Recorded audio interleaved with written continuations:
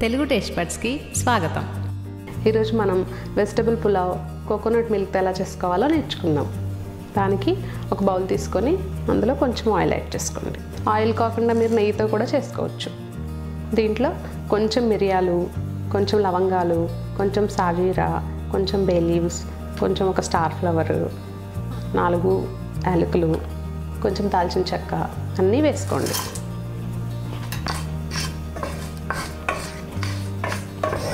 ఇప్పుడు దీంట్లో కొంచెం ఆనియన్ కట్ చేసుకొని వేసుకోండి. కొంచెం పచ్చిమిర్చి కూడా వేసుకోండి. దీన్ని బాగా ఫ్రై చేసుకోవాలి. దీంట్లో కొంచెం సాల్ట్ వేసుకోవాలి. కొంచెం జీడిపప్పు కూడా వేసుకోండి.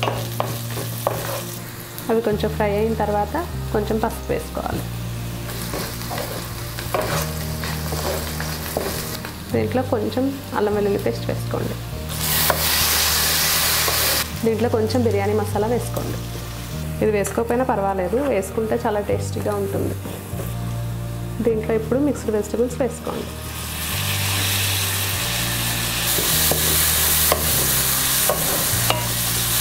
తర్వాత కొంచెం మింట్ వేసుకోండి. కొంచెం కొరియాండర్ కూడా వేసుకోండి.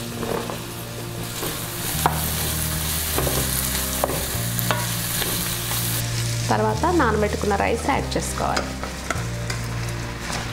ఇక్కడ నేను బాస్మతి రైస్ వాడట్లేదు. మీరు బాస్మతి రైస్తో చేసుకోవాలనుకుంటే బాస్మతి రైస్తో కూడా చేసుకోవచ్చు. ఇప్పుడు దీంట్లో మనం కోకోనట్ మిల్క్ యాడ్ చేసుకుందాం. నేను 2 గ్లాసెస్ రైస్ యాడ్ చేసుకున్నాను. సో మనం 4 గ్లాసెస్ వాటర్ యాడ్ చేసుకోవాలి. ఇందులో 1 గ్లాస్ కోకోనట్ మిల్క్ వేసుకుందాం. నెక్స్ట్ 3 గ్లాసులు వాటర్ యాడ్ చేసుకోండి. మీరు బాస్మతి రైస్ వేసుకుంటే కొంచెం వాటర్ తక్కువగా వేసుకోవాలి. ఇప్పుడే సాల్ట్ సరిపోయిందో లేదో చెక్ చేసేసుకోండి. దీంట్లో సాల్ట్ సరిపోలేదు, ఇంకొంచెం సాల్ట్ యాడ్ చేసుకోండి.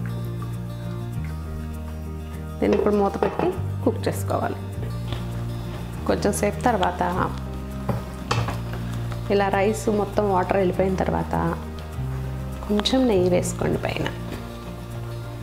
బాగా కలుపుకొని ఇంకా మన రైస్ రెడీ అయిపోతుంది. ఇది మొత్తం నీట్గా కుక్ అయిపోవాలి. మూత పెట్టి ఒక 2 మినిట్స్ కుక్ చేసుకోవాలి. అంతే, మన వెజిటబుల్ పులావ్ రెడీ. మరిన్ని వంటల కోసం, వాటి తయారీ విధానాల కోసం please subscribe to Telugu taste buds.